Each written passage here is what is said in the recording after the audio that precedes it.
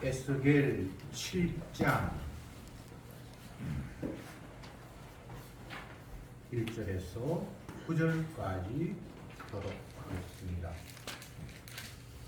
에스겔 7장 1절에 여호와의 말씀이 또 내게 임하여 가라사대 너 인자야 주 여호와가 이스라엘 땅에 대하여 말하노라. 끝났도다. 이 땅 사방의 일이 끝났도다. 이제는 네게 끝이 이르렀나니 내가 내 진노를 네게 발하여 네 행위를 국문하고 내 모든 가정한 일을 보응하리라. 내가 너를 아껴보지 아니하며 풍일이 여기지도 아니하고 너 행위대로 너를 벌하여 너희 가정한 일이 너희 중에 나타나게 하리니 네가 나를 여호와인 줄 알리라. 주 여호와께서 가라사대 재앙이로다 비상한 재앙이로다 볼지어다 임박하도다. 끝이 났도다. 끝이 났도다. 끝이 너를 치러 일어나니 볼지어다. 임박하도다. 이 땅 금이나 정한 재앙이 네게 임하도다. 때가 이르렀고 날이 가까웠으니 요란한 날이요 산에서 즐거이 부르는 날이 아니로다. 이제 내가 속히 불을 너게 쏟고 내 진노를 너게 이루었어. 너 행위대로 너를 심판하여 너 모든 가정한 일을 너게 보험하되 내가 너를 아껴보지 아니하며 긍휼히 여기지도 아니하고 이 행위대로 너를 벌하여 너의 가정한 일이 너희 중에 나타나게 하리니 나 여호와가 치는 줄을 네가 알리라. 아멘. 에스겔 지난주까지 이제 6장을 했는데 오늘 7장에 넘어왔죠. 말씀이 시작하면 1장에서는 환상이 보여서 하나님께서 세상을 어떻게 다스린다는 것을 잠깐 보여주시고 난 이후에 계속해서 심판을 내 백성에게 내리겠다라는 말을 오늘 7장까지 계속해서 심판하겠다. 오늘 말씀은 이제 끝났다. 이제 끝이 임박했다. 내가 너희들을 분노를 쏟아부어서 파멸시키겠다라고 선언을 하셨습니다. 선지자의 입을 통해서. 만약 우리가 지금 이 에스겔의 말을 받는 그 당시의 사람이라고 생각한다면 끝났다라는 이 말씀을 듣고 어떤 반응을 보일 수 있을까 한번 생각해 보자고요. 끝났다. 내가 분을 네게 쏟아부어서 너희를 심판하겠다. 너희를 긍휼히 여기지도 않고 사랑하지도 않겠다. 끝났다. 이 끝났다라는 말에는 더 이상 인간의 입장에서 뭔가 대처하거나 할 방법이 없다는 이야기입니다. 하나님의 말씀은 인간들에게 너희들 손때에 너 이제 죽었어.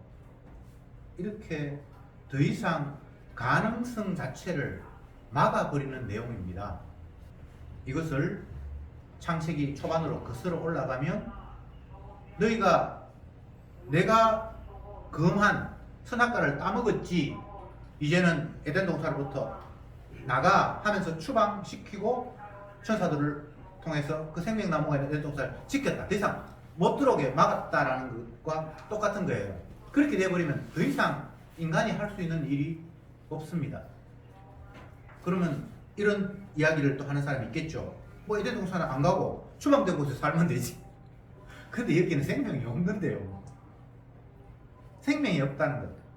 제가 지난번에도 말씀드렸습니다만 선악을 알게 하는 나무를 따먹으면 정령 죽으리라 라고 말씀을 하셨는데 그 바깥에 가가지고 500년 더 길게 살잖아요. 안 죽었잖아 이렇게 이야기하는데 하나님이 죽는다는 것은 호흡 끊어지는 그만을 이야기하는 것이 아니라 결국은 호흡도 끊어지지만 생명나무가 있는 생명이 있는 곳으로부터 멀어지는 그 자체를 죽음이라고 규정을 하셨기 때문에 그 정령주라는 말이 틀린 말이 아니라고요.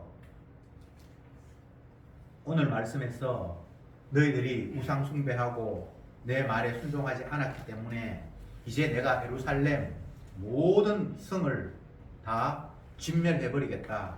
이제 끝났다. 곧 종말이 이를 것이다.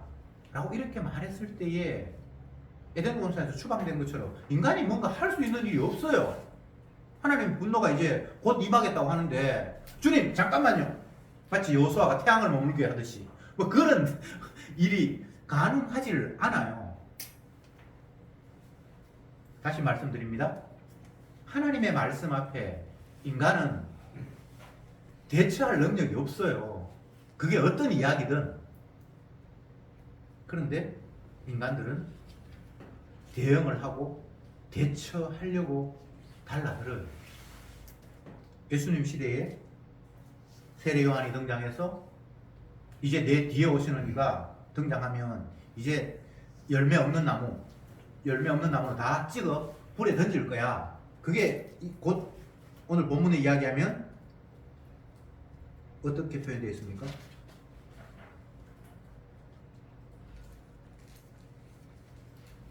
3절에 이제는 네가 끝이 이르렀나니 내가 내 진노를 네게 발하여 네 행위를 공문하고 너의 모든 가정한 일을 보응하리라.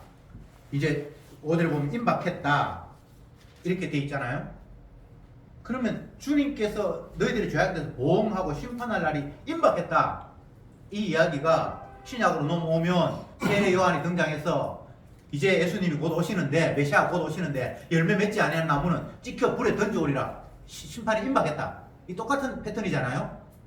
그런데 사람들은 그 마지막 종말 선언에 대해서 어떤 반응을 보이는가 하면 지금이 끝이라면 내가 뭐 할 수 있지? 나는 심판받으면 안 되는데 라면서 나름대로의 어떤 그 대비를 하려고 해요. 그럴 때 신약에 보면 어떤 식으로 반응을 하는가 하면 세례 요한이 예수님께서 등장하면 이제 끝이라고 하는데 아직은 주님 오셨는데 완전 끝은 아닌 것 같네요. 그때가 언제입니까? 마지막 때가 언제입니까? 이렇게 사람들이 묻죠. 왜 그런 걸 묻죠? 지가 대비하려고. 인간이 진짜 못됐어요. 주님이 마지막으로 그러면 이게 두 손 두 발 그냥 다 들고 손 놔야 되는데 그 상태 속에서 내가 뭔가를 대비해서 주님의 심판에 대해서 내가 제외될 방법이 없을까를 궁리한다고요. 오늘날 기독교도 마찬가지입니다. 주님의 재림의 때를 자꾸 측정을 하려고 그래요. 그 전에 뭔가 내가 대비해서 주님이 심판할 때 나는 심판에서 피하겠다라는 그런 아이디어를 갖는 거죠. 주님 뭐라고 이야기합니까? 때와 기한은 너희가 알 바 아니고 준비할 생각하지 마라 이 말입니다. 예수님이 십자가에 못 박혀 돌아가시고 꽤 시간이 지났어. 사도행전 시대 아니면 또 선지서를 막 보내는 그 시대에 사람들도 역시 종말에 대해서 나름대로 준비하려고 하는 그런 분위기가 있었어요. 이제 곧 주님 오신다는데 더 이상 이 세상적인 이런 삶 살지 말고 성전에 가서 기도하면서 주님 재림을 기다리자 이런 파도 있었고 여러 사람도 있었어요. 왜 그런 반응을 보이죠? 그게 신앙입니까? 지 육신의 관점에서 대비해서 멸망 안 하겠다라는 꼼수예요. 여러분 하나님의 말씀 앞에 우리가 대비하거나 그런 일이 내한테는 없었으면 좋겠다라고 나름대로 뭔가 방법을 강구한다는 것 이 자체가 말이 안 되는 거예요. 하나님이 그렇게 어수란 분입니까? 에덴 동산에서 하나님이 추방시켰는데 생명나무로부터 완전히 우리를 격리시켜 버렸는데 우리가 천사를 해서 뇌물을 주든지 해가지고 다시 와서 따먹을 수 있는 방법이 있습니까? 그러면 그건 하나님이 아니죠. 다시 말씀드립니다. 하나님이 말씀하셨으면 그게 끝이에요. 우리가 거기에 대해서 거스른다든지 다른 방법을 강구해서 어떻게 넘어간다든지 이런 게 안 돼요. 한 번 죽는 것은 하나님이 정하신 것이요. 이렇게 주님 말씀하셨어요. 그러면 안 죽을 수 있는 인간이 있습니까? 요즘 경제적으로 부흥을 하고 성장을 하고 세계 갑부에 들고 하는 그런 그룹의 총수들이 궁리하는 게 연구하는 게 뭔가 하면 이 지구 말고 우리가 살고 있는 이 땅 말고 다른 곳에 가서 길게 살 수 있는 방법이 없을까를 계속해서 연구하면서 우주를 연구하고 그렇게 노력하고 있어요. 우주에서는 우리가 살고 있는 이 땅에서는 살아봐야 뭐 100년 살다가 다 죽고 그게 뭐 오염이든 어쨌든 이쪽에서는 계속 못 산다라는 게 자기의 판단이에요. 하나님 말씀에서 한 번 죽는다라는 그런 걸로 죽는다고 판단하지 않고 경험상 봐서 우리 아버지도 뭐 몇 세가 돌아가셨고 누구도 죽고 또 그게 죽는 게 늙어서 죽는 것도 있지만 교통사고로 죽고 병으로 죽고 자기가 경험한 바는 내가 살고 있는 이곳에는 언젠가는 죽는다라는 식으로 결론이 났어요. 하나님 말씀으로 하나님 죽인다고 판단하는 게 아니고 내 경험상. 그런데 이 우리가 사는 우주 말고 다른 어떤 곳 행성 그런 데 가면 공기가 뭐 더 깨끗하거나 아니면 오염이 없거나 전쟁이 없거나 뭐 그런 게 있을 거라고 생각을 하면서 그곳에서 살 거를 지금 연구하고 있어요. 워낙 돈이 많이 드니까 세계적인 그런 부자들 그룹을 가지고 있는 사람들이 그걸 다 연구하고 있다고요. 왜 연구하죠? 하나님 말씀을 안 믿으니까 더 길게 오래 살 수 있는 방법이 자기 생각으로는 있을 수도 있겠다라는 가능성을 가지고 그 짓을 하잖아요. 그냥 하나님 말씀 믿으면 그 짓 안 하겠죠? 한 번 정도 하나님 정하신 바인데 이거 우주 떠나서 살 수 있다라는 말이 안 되잖아요.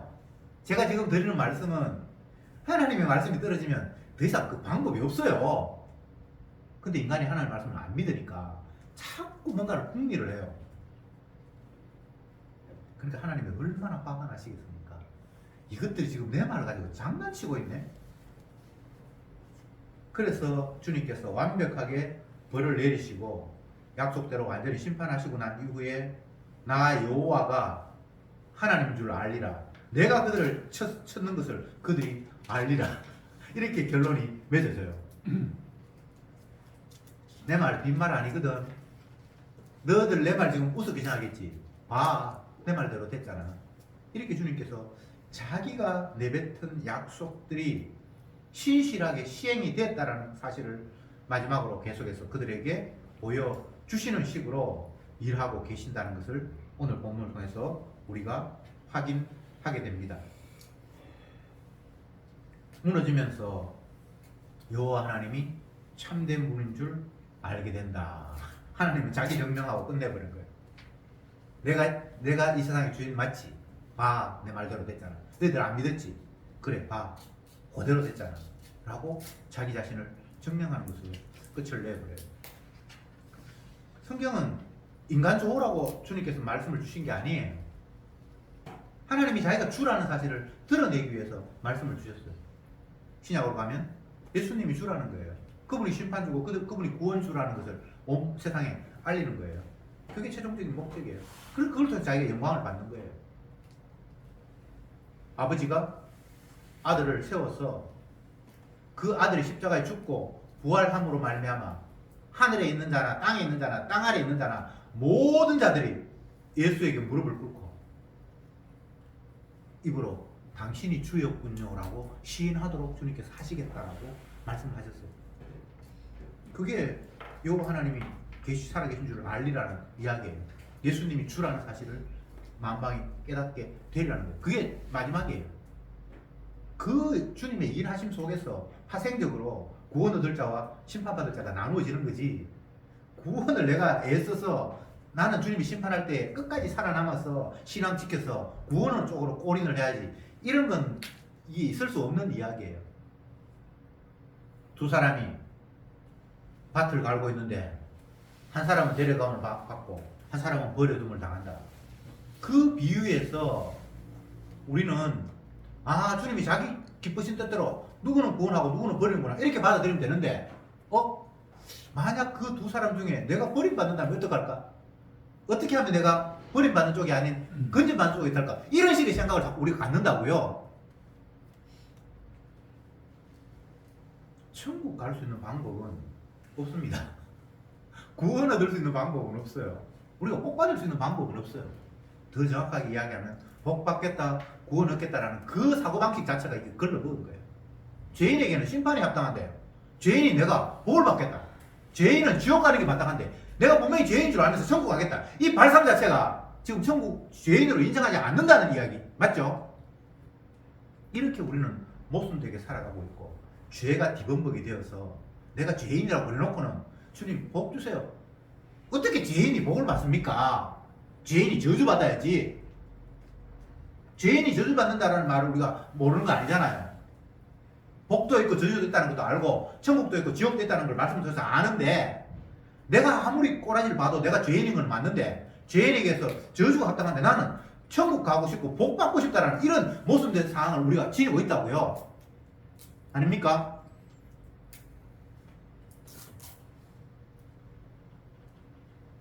계속해서 성경을 펼치고 하나님의 말씀 앞에 내 모습을 비춰보면 그냥 계속 죄인이에요.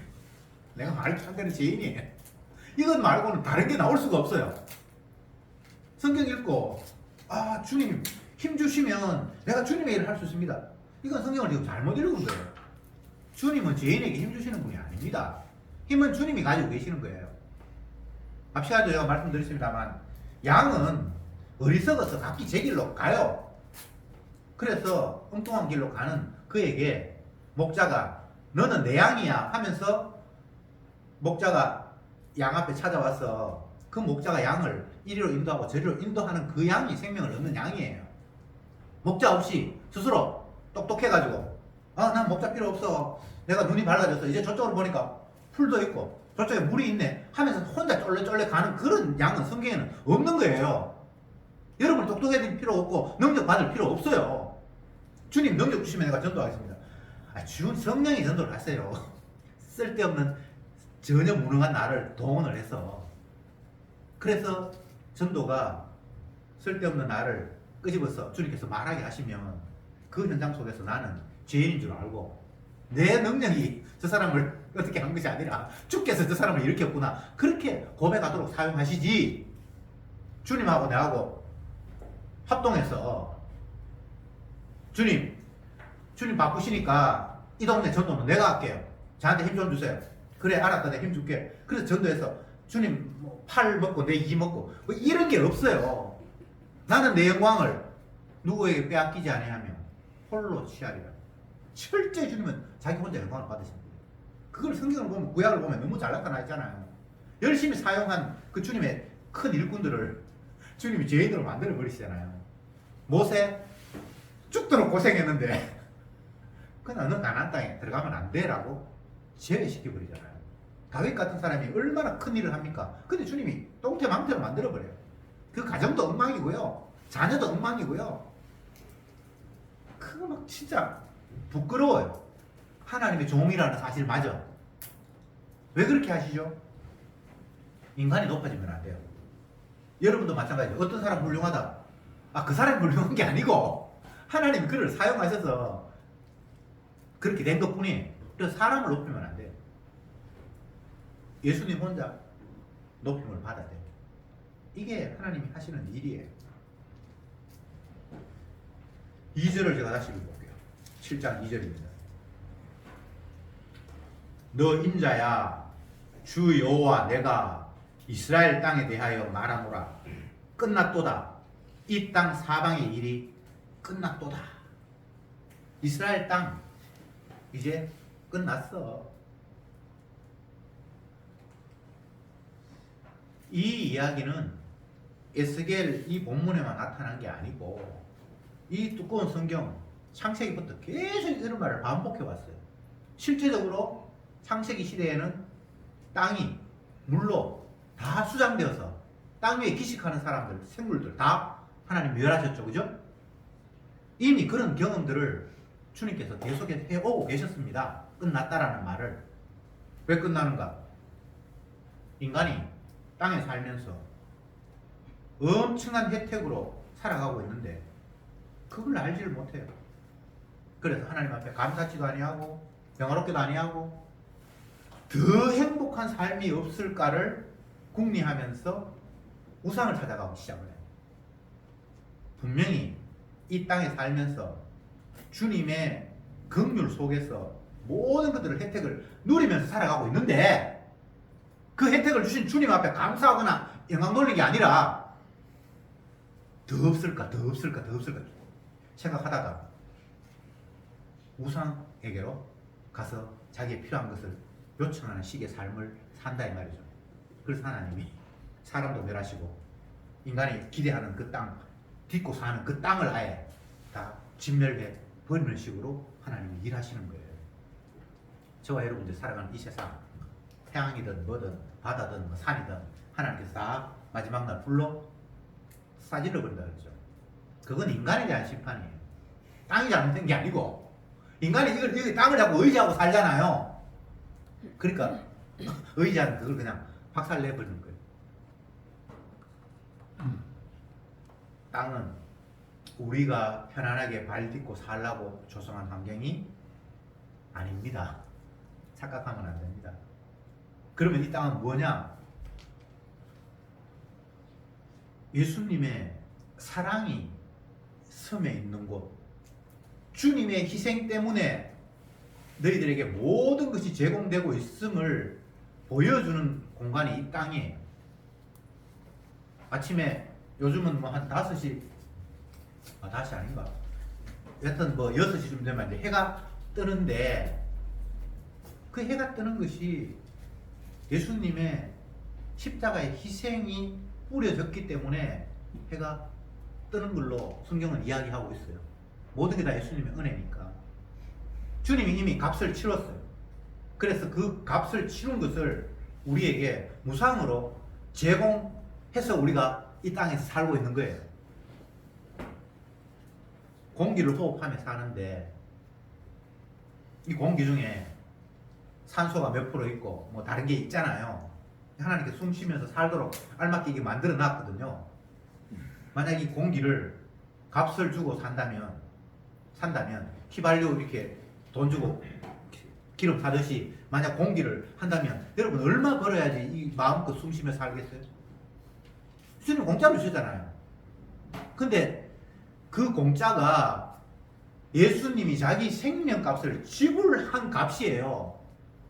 이 땅에 공짜가 없어요. 생명값을 우리는 누리면서 피의 은혜를 계속해서 입고 있는 거예요. 봄, 여름, 가을, 겨울 있고 태양이 비치고 비가 내리고 이렇게 해서 생물들이 자라고 벼가 자라고 모든 게 나무가 자라잖아요. 그게 주님의 피값으로 지금 우리가 공짜로 혜택을 누리고 있는 거예요. 그런데 이 땅에 주님의 피값으로 누리면서 살아가는 많은 인간들이 주님의 피 은혜로 내가 살아갑니다 이렇게 감사하고 찬양하는 인간은 하나도 없고, 아이고 이게 조금만 더 있으면 편할 텐데 이게 부족하네 하면서 엉뚱한 것으로 계속해서 달려가다가 주님이 안 준다고 생각하니까 내가 우상 만들어서 그쪽한테 가지고 달라고 지금 빌고 있는 거예요. 그게 오늘날로 이야기하면 과학이고 의학이고 인간의 아이디어고, 그게 뭐 건축술이 될 수도 있고, 건축하는 사람들이 친환경적으로 건물을 지어야 된다, 내진 설계를 해야 된다, 뭐 오만 이야기를 다 하는데 그것은 이 주어진 환경 자체가 충분하지 않다라고 판정을 했기 때문에 자기 아이디어로 더 나은 환경, 더 좋은 환경으로 지금 달려가자는 그런 마음이잖아요. 그게 주님의 피값을 다 무시하는 거예요. 아, 나는 뭐 예수님의 피고 뭐고 뭐 그런 걸 믿은 적도 없고 나는 주님의 피를 무시한 적도 없다라고 사람들이 이야기하잖아요. 근데 이 땅에 살아가면서 누리는 모든 혜택이 주님의 피의 희생이 들어있는데 그걸 알지 못한 채 그냥 뭐 땅에 있는데 숨 쉬지 뭐, 이게 주님의 은혜인 줄 모르는 거예요. 그러니까 결국은 주님 앞에 심판받을 수밖에 없다는 것을 하나님 보여주기 위해서 심판하시고 난 이후에 봐, 내 은혜를 그동안 살았다는 것을 이제 알겠어? 라고 주님이 자기 자신을 증명하겠다는 것이 오늘 본문의 내용입니다. 오늘 본문뿐만 아니라 모든 성경이 그래.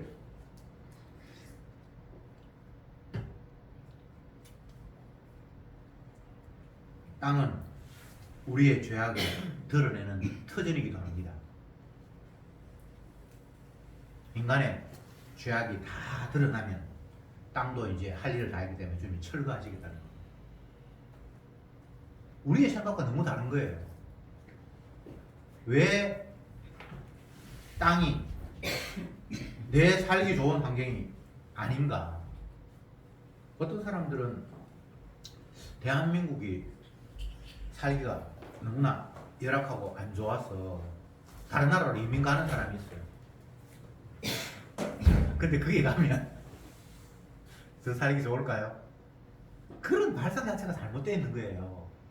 살기 좋은 땅이 없어요. 이 땅은 우리의 죄악을, 네가 얼마나 완악한 존재인가, 네가 살 자격도 안 되는 존재라는 걸 보여주기 위해서 지금 우리가 여기에 놓여 있거든요. 생명나무가 없는 곳으로 추방됐잖아요. 이 땅은 너 선악과 따먹었지, 그걸 보여주는 터전이라고요. 성경이 그렇게 하나님께서 그렇게 말씀하고 있는데 이 하나님 말씀을 개무시하고 있는 거예요. 부모가 돼서 자녀에게 뭔가를 이야기합니다. 근데 자녀가 내 말을 아예 들었지도 안 하면 이게 얼마나 화가 납니까? 그런 구도를 두신 이유는 주님과 너의 관계가 어떤가를 한번 보라고 이렇게 두신 거예요. 남편이 아내 말을 무시하고 아내가 남편의 말을 무시한다. 그것도 기분 나빠요. 근데 그 기분 나쁨을 주님과 우리와의 관계 속에서 대입을 지켜보자고요. 하나님이 이렇게 말씀하시는데 우리는 이 말을 이렇게 안 듣잖아요. 마지막이다. 이제 내가 분노해서 이 세상을 멸하겠다. 너희들을 다 죽이겠다. 이렇게 말씀을 하셔도 옛날부터 그런 이야기가 있었고 그냥 무시하면서 지나가 버리잖아요. 그러니까 하나님께서 그래 네가 내 말을 무시해 봐 그대로 됐지라고 증명하기 위해서 그대로 시행하시는 분이라고 오늘 말씀이 기록하고 있는 겁니다. 날마다 주식 현황 들여다보면서 중동의 사태가 기름값을 올리고 기름 주가가 떨어지고 날마다 내 이익, 내 주머니에 돈이 더 올라갈까 내려갈까 이런 것에서는 촉각을 곤두세우며 관심을 기울이는데 정작 이 세상을 주관하시는 하나님이 내가 이렇게 하겠다 저렇게 하겠다는 말에는 별로 그렇게 관심을 안 두고 살아가요. 정말 용감하죠? 이 용감한 겁니까? 무식한 거죠. 3절 말씀을 봅시다. 이제는 네게 끝이 이르나니 내가 내 진노를 네게 발하여 네 행위를 공문하고 너의 모든한 가정한 일을 보응하리라. 하나님이 화가 나셔서 네 행위를 보응하고 공문한다. 공문이라는 것은 추궁한다는 말이죠. 죄를 추궁한다는 말이죠. 얼마나 이게 무서운 이야기입니까? 주님이 이제 끝났다 라고 말씀을 하시는데 우리는 어떤 생각을 하십니까? 아직은 끝은 아니잖아. 조금은 남아있잖아. 이렇게 생각하면서 뭔가 대비를 하려고 그러고 주님 지금 끝내면 안 됩니다. 내가 지금 중요한 일 요거는 좀 마치고 난 뒤에 했으면 좋겠습니다. 이런 생각을 자꾸 갖는 거예요. 나를 위한 땅은 애초에 존재한 적이 없었습니다.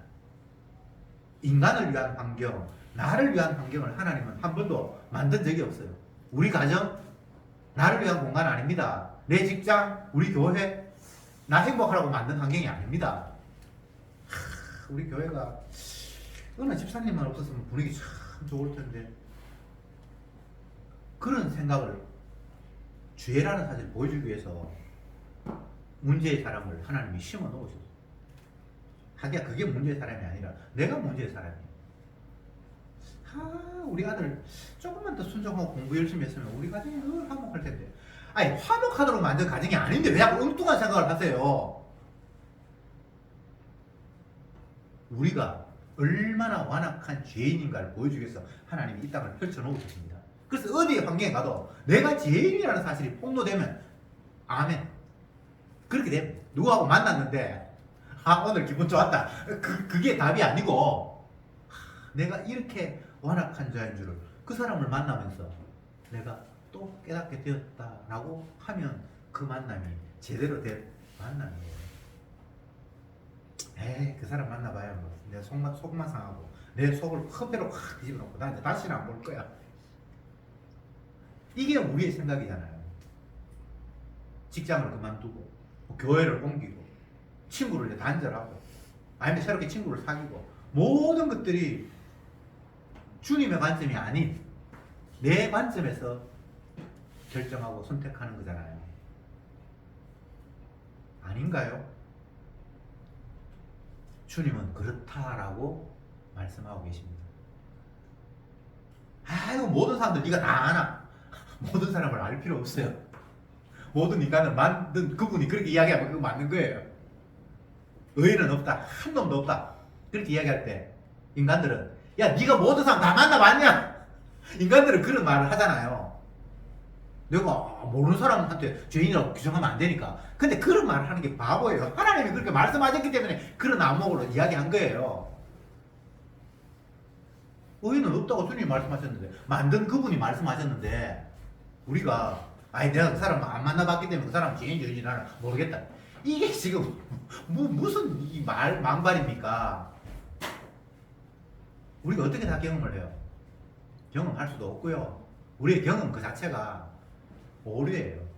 그래서 내 경험을 가지고 옳고 그름을 판단하는 그 자체가 말이 안 되는 거예요. 만드신 그분이 이렇다라고 이야기하면 그런 거예요. 만드신 그분이 아니라고 하면 아멘 하면서 아니라고 받아들이는 거예요. 얼마나 간단하고 쉽습니까? 그런데 이게 간단하고 쉽게 되는 게 아니에요. 주님이 분명히 그렇게 말씀하셨는데 우리는 자꾸 딴 궁리를 하고 있어요.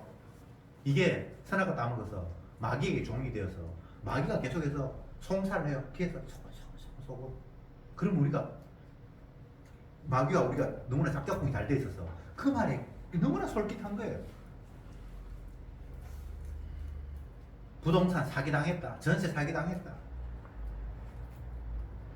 사기당하기 전에는 그 사람이 하는 이야기가 너무나 그렇게 맞는 거예요. 그래서 그걸 싹 갔는데 나중에 보니까 사기라.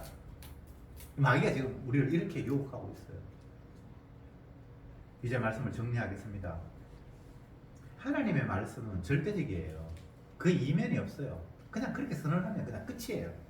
그걸 대비한다거나 방한다거나 그건 있을 수 없는 거예요.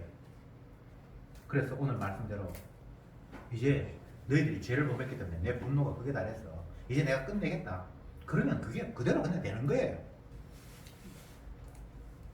내가 그 끝내는 가운데 혹시나 남아있는 자가 되지는 않을까. 내가 그런 궁리 해봐야 아무 의미 없어요. 주님이 남기시면 남고요. 아니면 아닌 거예요. 홍수로 다 떠내려갔는데 그 망대 하나는 남았더라. 그거는 망대가 튼튼하게 지어서 남은 게 아니고 하나님이 남겨두셔서 남는 거 말고는 다른 해석을 하면 안 됩니다. 천국, 지옥 여러분들 어떻게 할 수 있는 게 아니에요. 다만 우리는 주님이 이런 일을 하시든 저런 일을 하시든 자기 자신이 주가 되어서 자기를 드러내려고 하는 그 세상 속에서 주님이 크게 보이면 아멘이 말씀대로 되어 가시는구나. 제가 어떤 분과 한 번씩 통화를 하는데 그분이 그런 이야기를 했어요. 예전에는 못 느꼈는데 하나님의 말씀이 진짜 맞다라는 게 요즘 와서 너무나 생생하게 이렇게 와닿습니다. 그래서 그게 주님의 은혜입니다. 그것 외에 다른 은혜가 없어요. 하나님 말씀이 너무나 이게 현실인 거예요. 이게 옛날에 뭐 해놨던 이야기거나 과거에 흘러간 이야기가 아니고 이것은 과거나 현재나 미래나 계속 이게 현재예요. 이것보다 더 생생한 현재는 없어요. 말씀대로 되어가는 세상, 말씀에 관심을 가지시고 그 말씀이 육신이 되고 예수님이고 말씀에 관심을 갖는다는 게 예수님을 바라본다는 이야기와 동의어이고 주님을 순종하는 것과 동의어이고 주님과 동행하는 것과 같은 이야기예요. 주님이 말씀을 있다고 하시잖아요. 가버렸는데 지금 말씀을 우리에게 계속해서 동행하고 계시잖아요. 근데 그 말씀 외에 다른 것을 자꾸 꿈꾼다. 그게 마귀의 장난이에요. 하나님의 말씀은 살았고 운동력이 있어. 지금도 우리를 끌고 다니면서 강권하고 계십니다. 그 말씀 앞에 끌려가는 인생, 그가 주님을 찬양하는 사람입니다. 기도합시다. 주님, 내가 생각하는 끝과 주님이 말씀하시는 끝이 뭔가 느낌이 다릅니다. 주님은 이미 끝났다라고 말씀하시는데 아직도 이 세상은 여전히 악한 사람도 있고 말씀 순종하는 사람도 있고 모든 일이 다 심판받은 것이 아니라 아직도 호흡하고 계속해서 생명이 유지되니까 우리는 끝이 아니라는 생각을 갖게 됩니다. 그러나 주님은 이미 끝났다라고 말씀하셨습니다. 주여, 주님이 다 끝낸 세상에서 오로지 주님이 모든 것의 주인이 되어서 하나님의 말씀에 불순종한 자를 심판했다라는 이 사실을 확인시켜 주기 위해서 주님이 끝낸다고 말씀하셨사오니 우리는 그 주님의 말씀을 확인하면서 주님만 찬양하며 살아가게 하옵소서. 예수님의 이름으로 기도드리옵나이다. 아멘.